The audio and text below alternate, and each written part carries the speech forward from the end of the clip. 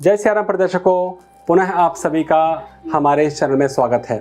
आज हम बात करने जा रहे हैं विशेष रूप से एक ऐसे उपाय की या ऐसे एक महा उपाय की जिसके करने से व्यक्ति को तत्क्षण लाभ मिलता है या तुरंत लाभ मिलता है।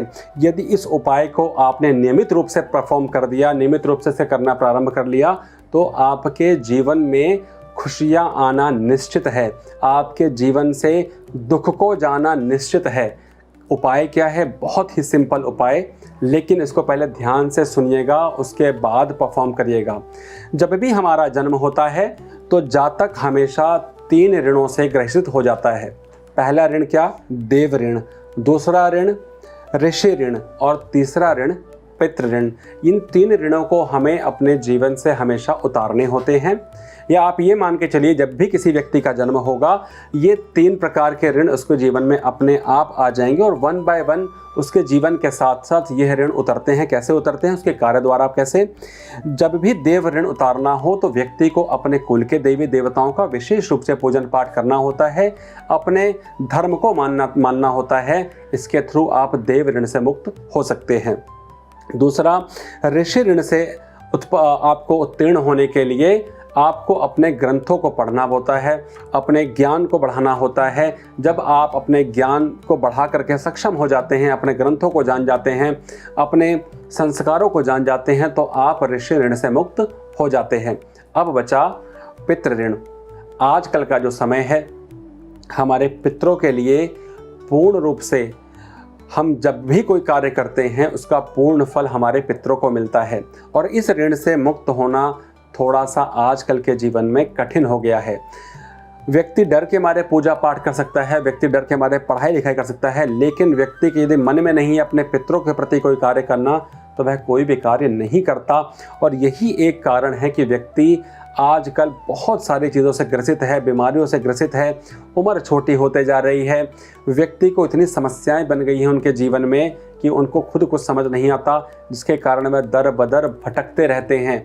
कभी कोई इनको बताता है कि आपको कोई प्रकार का पितृ दोष हो गया है, किसी भी ज्योतिषी के पास जाते हैं वो कोई ना कोई दोष उनको बता देता है। लेकिन यदि व्यक्ति अपने पितरों के निमित्त तो कोई ना कोई कार्य करता रहे तो वो इस ऋण से मुक्त हो जाता है और उसके जीवन में से भी सभी की सभी बाधाएं समाप्त हो जाती है। पितृ ऋण में समस्याएं क्या क्या आती हैं? यदि आपके पास पितृ ऋण लगा हुआ है आपके ऊपर, आपकी कुंडली में देखिए योग दिखता है, अगर वो योग है तो इस उपाय को अवश्य करें। और यदि आपको पितृ ऋण नहीं है उसके बाद भी यदि आप इस उपाय को करेंगे तब भी आपको बेनिफिट मिलेगा ही मिलेगा। उपाय में करना क्या है आपको, उसको बहुत ही ध्यान से सुनिएगा।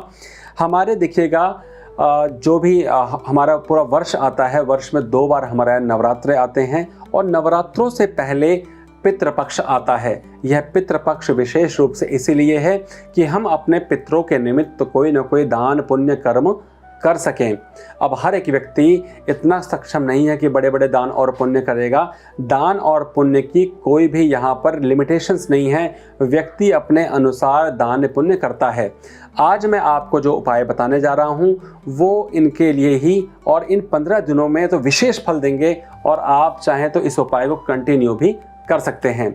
उपाय में करना क्या है, आपको एक गोला लेना है, सूखा गोला।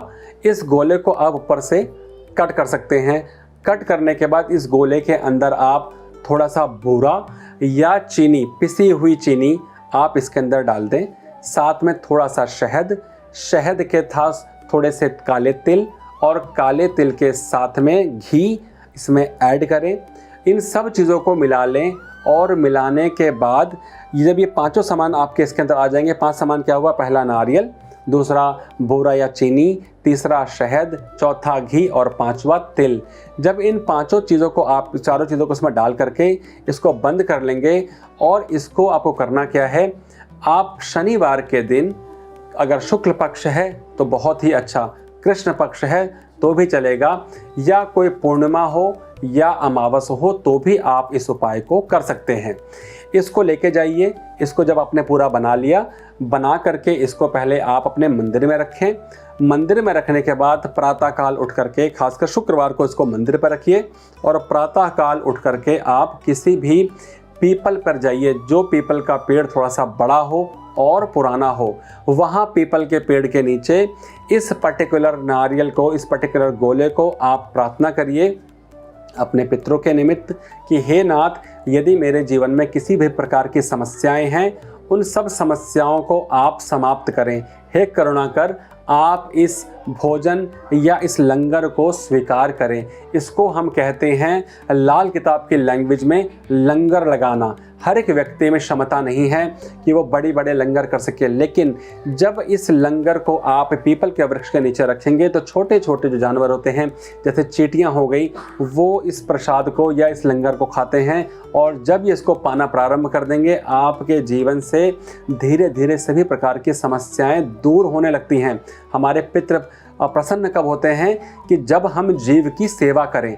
हम बड़े जीवों की सेवा नहीं कर सकते, तो उन छोटे छोटे जीवों की सेवा करें जिससे हमारे पितृ को या पितरों को प्रसन्नता हो। और जब हमारे पितृ प्रसन्न होते हैं तो वो अपना आशीर्वाद हमें प्रदान करते हैं। और विशेष रूप से इन पितृपक्षों में यदि इस उपाय को किया जाए, इन पितृपक्षों में लगभग 2 शनिवार हमें मिल जाते हैं। यदि 2 शनिवार लगातार हमने इस उपाय को किया तो आप मान के चलिएगा 3 महीने के बाद आपको उसका रिजल्ट देखने को मिलना प्रारंभ हो जाता है। इसका नियम बना लीजिए और हर महीने इसको करते रहिए।